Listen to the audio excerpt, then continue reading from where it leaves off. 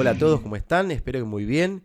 Volvemos a encontrarnos en mi canal y seguimos con nuestro tutorial paso a paso para crear desde cero un API REST con persistencia y seguridad. En esta segunda parte del tutorial vamos a mejorar nuestra arquitectura y a partir del patrón repository y una colección en memoria vamos a simular persistencia para poder probar nuestra API. Vamos a seguir construyendo nuestra arquitectura. Ahora vamos a bajar a la capa repository. Aquí en la capa repository donde habíamos dejado inicialmente tenemos los 4 métodos de CRUD que vamos a empezar a construir. Para esto vamos a necesitar agregar algo en la capa de acceso a datos, ¿no? Porque el repositorio se conecta con la capa de acceso a datos. Así que dentro de nuestra capa de acceso a datos vamos a necesitar crear algo que nos permita ahí adaptar en la capa de acceso a datos nuestro proveedor de datos, ¿no? La capa de acceso a datos va a ser un proveedor de datos que puede ser Entity Framework, que puede ser algo en memoria, que puede ser Adonet, ¿no? Entonces ahí tenemos lo que vamos a necesitar y esto lo vamos a llamar contexto de base de datos, lo vamos a llamar dbContext. También va a ser un genérico del tipo T. Esta clase de dbContext va a implementar una interfaz que también vamos a necesitar configurar y también la vamos a configurar en la capa de abstracciones. Así que dentro de la capa de abstracciones vamos a agregar un nuevo elemento que se llame idbContext. Va a ser una interfaz. idbContext le damos a agregar y ahí creamos nuestra interfaz pública idbContext. Esta interfaz idbContext, que va a ser también del tipo T, lo único que va a hacer en principio ni más ni menos es implementar nuestra interfaz de CRUD. ¿Sí? Acá hay una herencia, no es una implementación, es una herencia de interfaces. Con esto lo que hacemos es que dentro de la interfaz de dbContext agregar las operaciones de CRUD, ¿no? Y hacer que esas dos interfaces estén relacionadas. Volvemos a nuestra capa de aplicación, dbContext, no le pusimos el nombre al archivo, acuérdense esto siempre para que quede todo prolijo. Y a esto vamos a hacer que implemente idbContext, también genérica. Agregamos la referencia a abstracciones y esto nos va a pedir que implementemos las 4 operaciones básicas. Acá en dbContext nosotros vamos a definir el contexto de datos, si es Entity Framework, si es Adonet, lo que ustedes quieran, ¿no? Con esto implementamos el patrón repository también. En principio lo que vamos a hacer es simplemente crear una lista, si quieren, o algo para poder guardar los datos, para poder hacer las pruebas. Así que vamos a crear una lista de tipo T, vamos a llamarla data, y en el constructor vamos a instanciarla. Y lo que vamos a hacer con esto es utilizar básicamente esta lista para poder hacer las pruebas en memoria, ¿no? Tengan en cuenta que estos objetos están dentro de un repositorio, de un contenedor, perdón, y este contenedor se instancia, depende de cómo definamos la inyección, así que esto se va a eliminar constantemente. Otra cosa importante que vamos a hacer es hacer una restricción sobre los tipos T que circulen sobre este esquema, ¿sí? Así que vamos a crear algo también importante que es un objeto genérico que nos permita transformar nuestros objetos de dominio en objetos persistentes, ¿sí? Generalmente esto se hace para no agregarle o acoplar los objetos de dominio con cuestiones de base de datos y demás. Así que vamos a agregar un nuevo elemento dentro de la capa de entidades que se va a llamar Entity. Este objeto Entity es un objeto genérico que lo único que tiene adentro es una clase abstracta, ¿sí? Lo único que tiene adentro es el identificador de base de datos, ¿sí? Esto va a ser una cuestión para crear desacoplamiento y para subir la cohesión a los objetos. Así que dentro de Entity lo único que hacemos es crear un objeto ID de tipo entero. Y lo que vamos a hacer es hacer que Football Team implemente Entity. También lo que vamos a hacer es subir todo esto a la capa de abstracciones para que Entity sea abstracto y podamos utilizarlos en otras capas y podamos reutilizarlos, ¿no? Entonces dentro de la capa de abstracciones vamos a crear una interfaz, nuevo elemento, vamos a crear una interfaz que sea iEntity,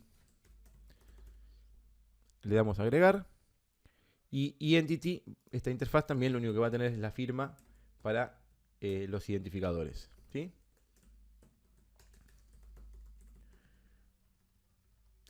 Bien. Por último, volvemos a la clase Entity concreta, que está en la capa de dominio, y hacemos que esta implemente Entity.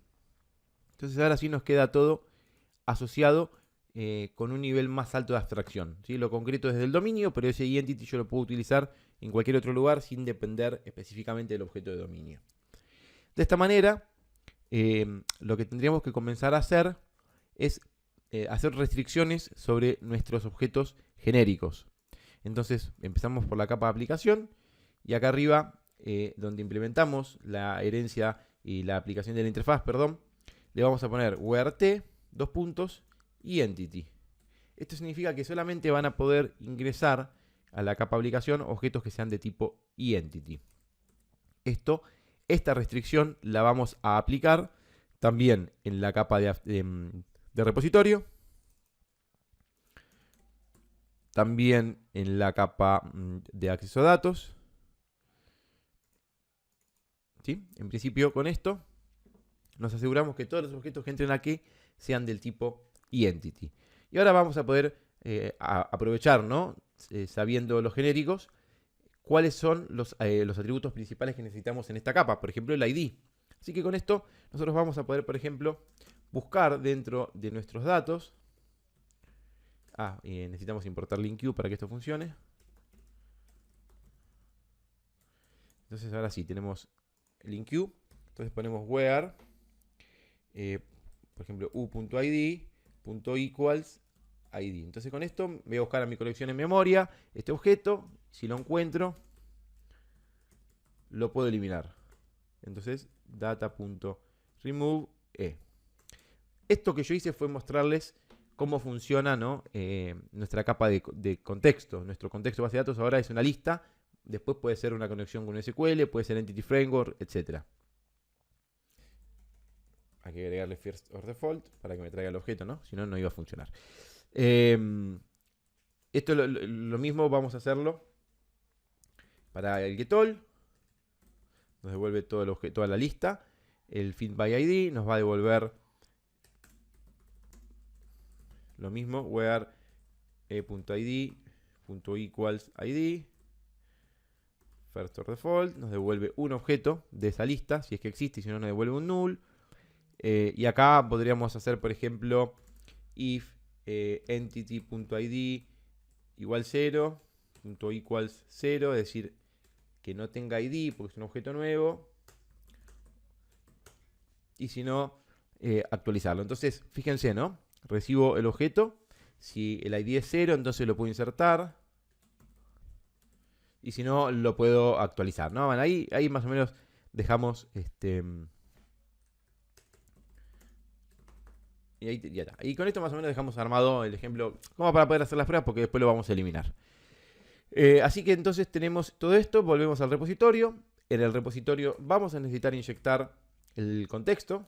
Lo mismo que hicimos con la capa de aplicación. Esto va a recibir un idbcontext de tipo T. El repositorio por constructor idbcontext de tipo T. Y lo agregamos a nuestro objeto.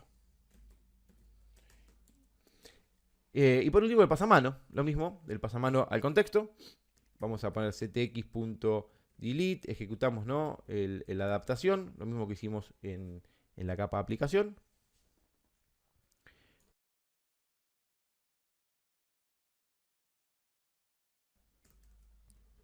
Bien, con esto entonces terminamos la adaptación y ahí tenemos nuestro repositorio que recibe nuestro contexto. Esto es todo un pasamano de abstracciones para generar mayor desacoplamiento, ¿sí? Y lo que nos queda es agregar en nuestra startup lo mismo que hicimos para la capa aplicación y para el repositorio, lo mismo para nuestro contexto de base de datos. Perfecto. Y con esto entonces nos queda todo configurado con genéricos, la inyección de dependencia. Fíjense que hasta ahora no hemos tocado nada concreto, hicimos todo genérico. La capa aplicación, el repositorio y el contexto de base de datos. Y vamos a ver qué sucede cuando compilamos. Perfecto, esto ejecutó sin ningún problema. Vamos a ver qué sucede en nuestro endpoint. Esto sigue funcionando perfecto. Bueno, ahí le agregamos el ID, ¿no? Fíjense que está en 0. Vamos a hacer un breakpoint en el controlador. Volvemos a ejecutar y ahí vemos entonces que la aplicación para fútbol ya tiene dentro su repositorio y ya tiene dentro su contexto y adentro tiene los datos en 0. ¿Sí? Fíjense cómo de manera completamente genérica armamos un esquema que puede ser 100% reutilizable. Así que vamos a hacer una pruebita acá en donde vamos a devolver en la operación get all. ¿Qué significa esto? Significa que va a devolver todo lo que hay en la lista. Bueno, vamos a crear para hacer las pruebas finales un endpoint que sea el del verbo post, que reciba un objeto que representa el objeto del dominio, en este caso Football Team DTO, que es un objeto que ahí se los voy a mostrar, que representa justamente los atributos que yo necesito para esta operación, para este request. Va a recibir ese objeto, va a mapearlo al objeto del dominio y va a utilizar la operación save que acabamos de crear para agregarlo a nuestros datos, ¿sí? Vamos a ver cómo funciona esto. Una vez que levantamos la aplicación, vemos que ya se crearon las dos operaciones, ya nos muestra el esquema con el DTO que creamos, ¿sí? Que esto sí justamente nos sirve para customizar nuestros requests. Y por último, vamos al Insomnia y vamos a crear una nueva operación por post que tenga los atributos que yo necesito, en este caso name, y va a ser, por ejemplo, river, score, por ejemplo, 0. Vamos a ponerle 10 para que nadie se ofenda. Ejecutamos y fíjense que ya se insertó, se creó el objeto. Cuando hacemos un get, esto nos va a traer de vuelta todo vacío, justamente porque lo que hicimos fue crear requests específicos, ¿no? Es decir, cada request instancia todo de vuelta y se pierden, digamos, los objetos que ya creamos. Si queremos que esto cambie, lo podemos cambiar desde nuestra configuración en la clase Startup, ¿sí? En lugar de al dbContext hacer un add scope, podemos agregar tipo singleton y esto debería cambiar, ya que va a mantener una instancia singleton en toda la ejecución y mantener una instancia singleton de esa librería y de esa colección de objetos, ¿sí? Ahí le mostré un poquito justamente para qué sirve cada uno de estos casos. Así que hacemos un post y vamos a la lista y fíjense que ya está River. Hacemos otro post y ahora le vamos a mandar Boca, ¿sí? Hacemos tuk y en ejemplo 1 hacemos un send y ahí tenemos nuestros dos objetos. Con esto demostramos un poquito también el comportamiento de la inyección de dependencia. Hasta aquí tenemos entonces creada nuestra arquitectura hipergenérica con objetos de dominio, con un ejemplo de AVM utilizando un array en la memoria, una colección en la memoria, inyección de dependencias y demás. En la siguiente parte vamos a ver cómo le agregamos Entity Frameworks. Y por último vamos a utilizar JWT para hacer un esquema de autenticación también utilizando Entity Frameworks.